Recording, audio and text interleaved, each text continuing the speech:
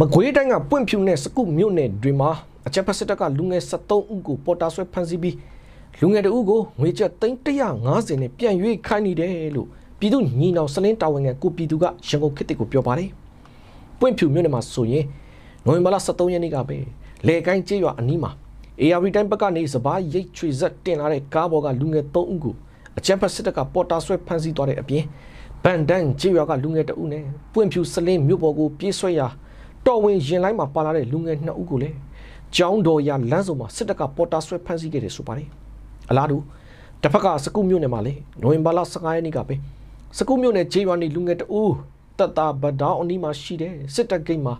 တောင်ဖလန်ကျေးရွာနေလူငယ်2ဦးနဲ့ကန်ဆယ်ကျေးရွာနေလူငယ်အပါအဝင်လူငယ်4ဦးအပြင်စူပါစတာဆိုင်ဝန်ဒန်မောင်ဖိုးစောဆိုတဲ့သူကိုပါစစ်တပ်ကပေါ်တာဆွဲဖမ်းဆီးလိုက်တယ်ဆိုပါတယ်။အဲဒီလိုပေါ်တာဆွဲဖမ်းဆီးခံရတဲ့လူငယ်73ဦးကိုတဦးကိုငွေကျပ်350နဲ့စစ်တပ်ကပြန်ရွေးခိုင်းပြီးအဲဒီတဲကလူငယ်3ဦးကိုသာမိသားစုတွေကငွေကျပ်350နဲ့ပြန်ရွေးနိုင်ခဲ့တယ်လို့ငွေကြေးမပေးနိုင်တဲ့လူငယ်တွေကတော့စစ်တပ်ထဲကိုတပ်သားတစ်အဖြစ်တခါတည်းအပုတ်ခံလိုက်ရတယ်လို့ပြည်သူညီနောင်စလင်းတာဝန်ငယ်ကိုပြည်သူကပြောထားပါတယ်ခင်ဗျာ။